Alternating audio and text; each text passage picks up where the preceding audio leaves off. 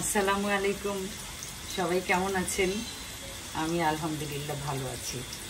অনেক দিন পর রান্না করছি এবং অনেক দিন পর বগুড়ার বাড়িতে রান্না করছি। তো যাই হোক, আমি আমাদের আজকের রাতের খাবার রান্না করছি দেশি মুরগির সালুন কাঁঠালের বিচি দিয়ে, আর হলো মিষ্টি কুমড়ার শাক কাঁঠালের বিচি আলু দিয়ে একটা চচ্চড়ি করবো, আর এমনি নর্মাল মুসুরির ডাল। পেঁয়াজ ভাজতে ভাজতে একটুখানি কথা বলি। আপনারা নিশ্চয়ই জানেন যে আমি একদম সরাসরি রাজনীতির সাথে জড়িত হয়েছি।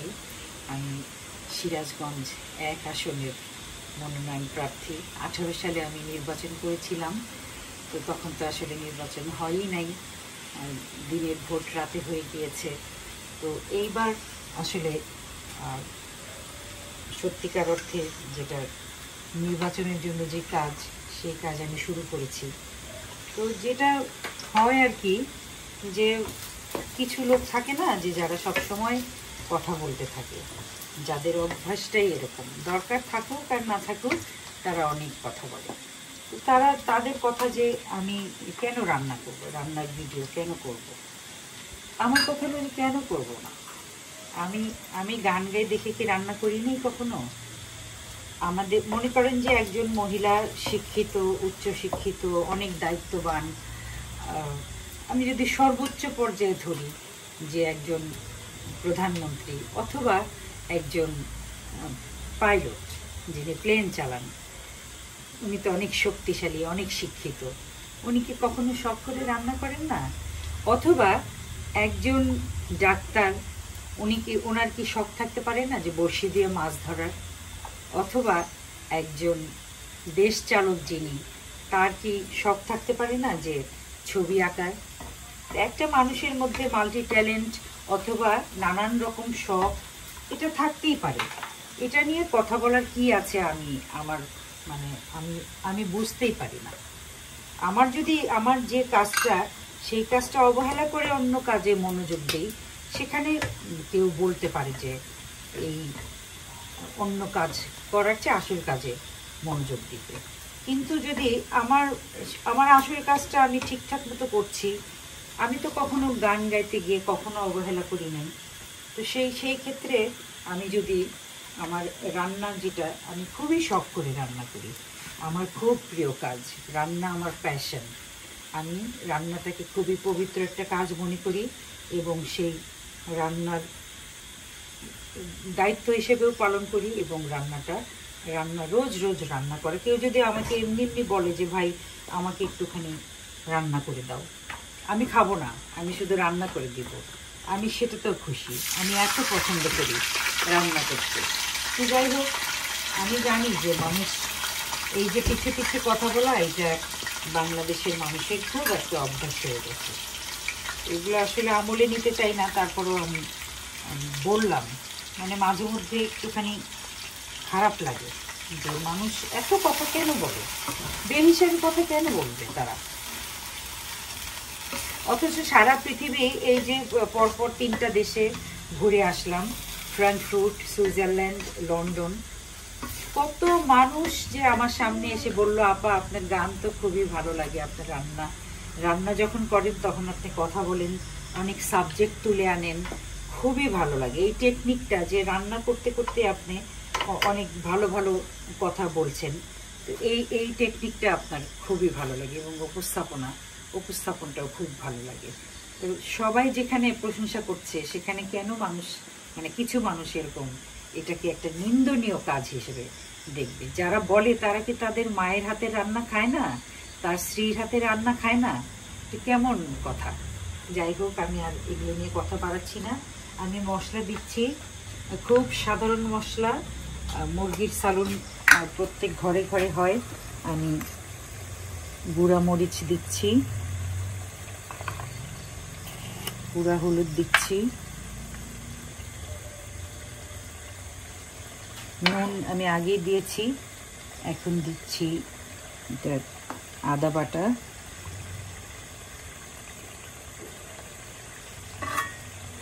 আদার সাথে একটুখানি রসুন বাটাও আছে, আদা রসুন একসাথে করে বাটা, একটা জিরা বাটা, একদম ফ্রেশ জিরা বাটা, আর ফোড়ন হিসেবে আমি আগে দিয়েছিলাম মনে হয়, কথা বলতে বলতে ভুলে গেছি। যাই হোক, আমার মশলাটা কষানো হোক, তারপরে আমি মুরগিটা দিচ্ছি। মশলাটা কষানো হয়ে গেছে, মুরগিটা দিয়ে দিচ্ছি। আগে থেকে ধোয়া একদম দেশি মুরগি ছাড়া আমার সাহেব একদমই খান না, ওনার মুখেই রোচে না। যদি কোনো সময় অন্য মুরগি নিয়ে আসা হয়, দেখা গেলে সামান্য একটুখানি ঝোল মুখে দিচ্ছেন, কিন্তু ফাইনালি ওনার খাওয়ানোই যাবে না। যাই হোক, এটা তো মনে হয় ভালো অভ্যাস, কারণ ফিট খাওয়া মুরগি সেগুলো ভালো না, স্বাস্থ্যের জন্য ভালো না, ব্রয়লার মুরগি, কক মুরগি। তবে ভয়ের বিষয় যে আজকাল দেশি মুরগি যেটা বিক্রি হয়, সেই মুরগিকেও যারা লালন পালন করে তারা ফাইনালি ফিডই দিয়ে থাকে, রেডি ফিড, যেটা আসলে ভালো না। কোথায় কোথায় পাওয়া যায় বলেন, মানে খুদ খাওয়া মুরগি?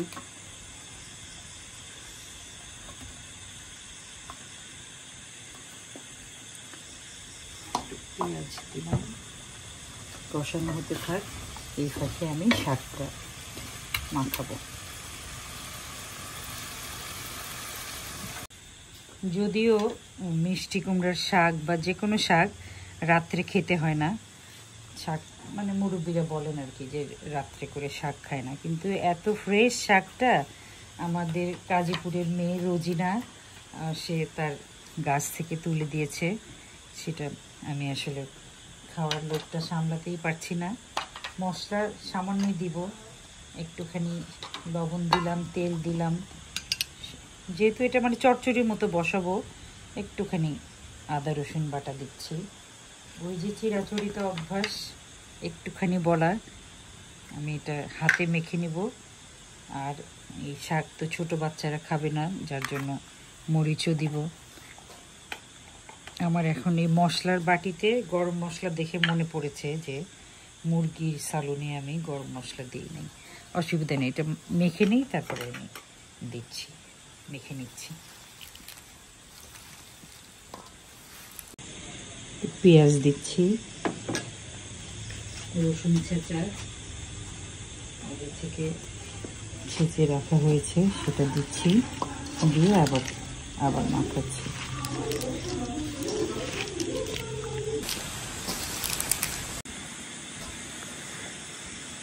মিষ্টি কুমড়ার শাকটা এত ফ্রেশ যে মাখাতে গিয়ে মনে হচ্ছে কাঁচাই খেয়ে ফেলি, আর মনে হচ্ছে যে আমার শাড়ির সাথে ব্লাউজের সাথে ম্যাচিং করা শাক। আমি এটা কোনো পানি টানি দিব না, সরাসরি চড়িয়ে দিচ্ছি। আর কাঁচামরিচ হাতে জ্বলবে দেখে তখন তো কাঁচামরিচ দিই নাই, এখন কাঁচামরিচ দিব। আর মুরগির গোশতে আমি গরম মশলা দিব।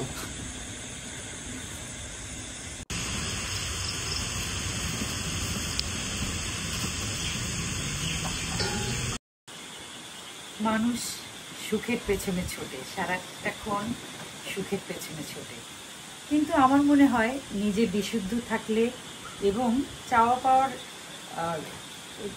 চাওয়া পাওয়ার লিস্টগুলো ছোট করে ফেললে সুখ আমার পেছনে ছুটবে।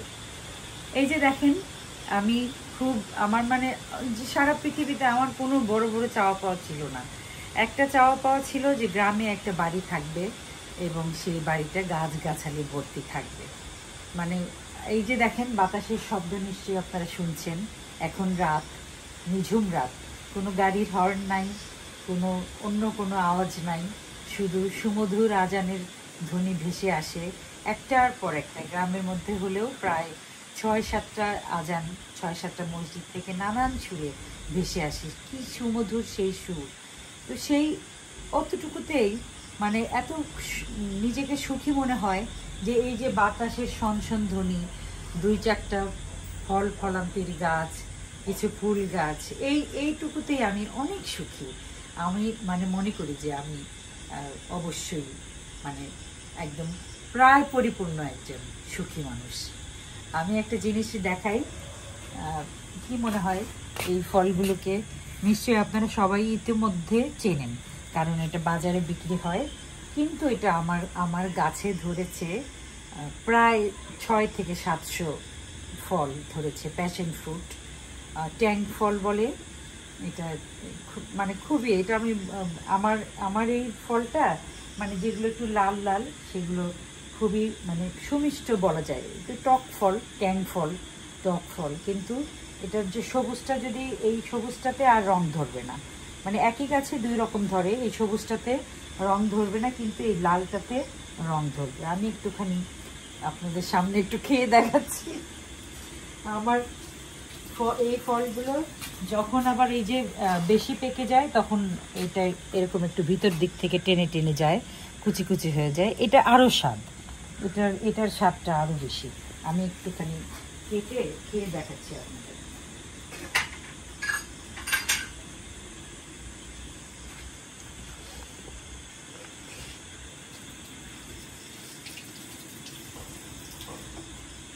একজন গেস্ট আসছিলেন আমার বাসায়, তা আমি জিজ্ঞেস করে দিলাম হাতে, তো বলে যে হাতে নিয়েই উনি ফেলে দিলেন। একটু কাছে থেকে দেখো, হাত থেকে নিয়ে ফেলে দিলেন, বলে এটা মাকাল ফল। না না, এটা মাকাল ফল না, এটা প্যাশন ফ্রুট। এটা খুবই মজাদার একটা ফল এবং সি ভিটামিনে পরিপূর্ণ। এই যে ভিতরে বীজটা, এটা ইচ্ছে করলে একটুখানি নুন দেওয়া যেতে পারে, আমি এমনিতেই খাই। গাছ পাকা এটাতে হালকা একটু মিষ্টিও আছে, টকও আছে। যারা টক খেতে পছন্দ করেন তাদের এটাতে কোনো মশলা টশলা কিচ্ছু লাগবে না।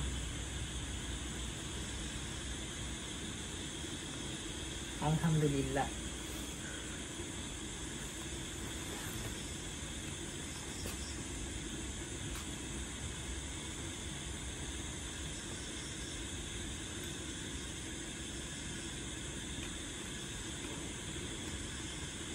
বীজগুলো ফুটফুট করে ফুটে আর একটুখানি রসালো, একটা অন্যরকম একটা গন্ধ, মানে পাকা বেল অথবা আর একটা কি যেন মিক্স একটা সুবাস, খুবই স্বাদ।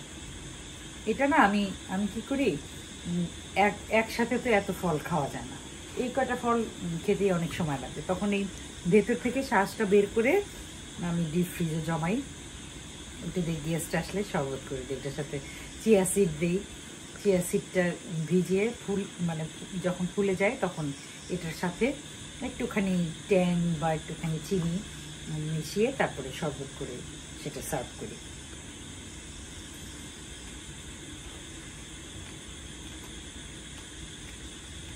এটা যদি টক কিছু হতো আমি এভাবে খেতে পারতাম না। এটা গাছ পাকা দেখে একদম মিষ্টি। যাই হোক, কেউ আমার বাড়ি আসলে খাবেন নিশ্চয়ই, কিন্তু আসলে ভিডিওর মধ্যে তো আর আমি খাওয়াতে পারবো না। বীজ দিয়ে দিয়েছি। কাঁঠালের বীজ খেতে অনেক মজা, কিন্তু এটা পরিষ্কার করা অনেক ঝামেলা। কোহিনুর আপা অনেক সুন্দর করে পরিষ্কার মানে কি ছিলে দিয়েছেন।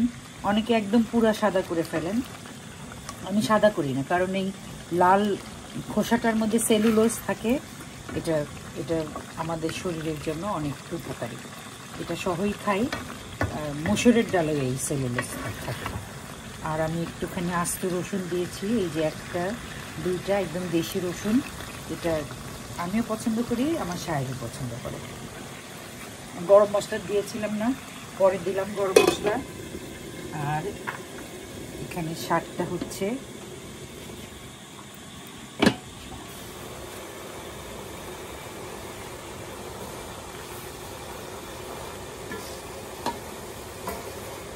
শাকের কি সুবাস।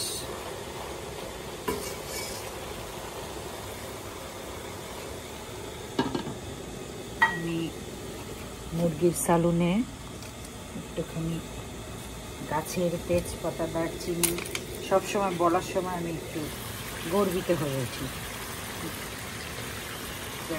কারণ আমার ঘরে ইয়ে নেই, দারচিনি নেই। এটা দিয়েই দারচিনির কাজ হয়ে যাবে। আমার বাগানে কিন্তু বুনো এলাচ ধরেছে, কালো এলাচ, এত এত বড় বড়, ওই একদম কোণার দিকে। তারপরে মালটা ধরেছে, সবুজ মালটা, সেটা যখন পরিপক্ক হবে তখন আপনাদের সাথে শেয়ার করব।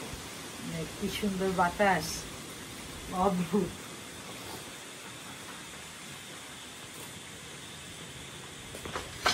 এখন আর ওদিকে যাওয়া যাবে না, কারণ বৃষ্টিতে একটুখানি পিচ্ছল আছে, আর শ্যাওলা টেওলা পড়া, আবার অনেক সময় রাত করে ব্যাঙ থাকে। তো ব্যাঙ আমি ভয় পাই না, মানে ব্যাঙ যদি পায়ের নিচে পড়ে, বেচারা ছোট ছোট প্রাণী, মারা যেতে পারে। সন্ধ্যার পরে বাইরে একটু হাঁটাহাঁটি কম করি। যাই হোক, আমার রান্নাটা শেষ হোক। আমার দেশি মুরগির সালুন কাঁঠালের বীজ দিয়ে রান্না শেষ। আমি এটা এখনই বাড়ছি না, কারণ একটুখানি দমে রাখলে তেলটা উপরে উঠবে, তরকারির একটা চেহারা বের হবে। আমি অবশ্যই ঝাল দিই, অনেক মশলা দিই, একদম খাঁটি বাঙালিদের, খাঁটি বাঙালি, অবশ্যই তো খাঁটি বাংলাদেশি।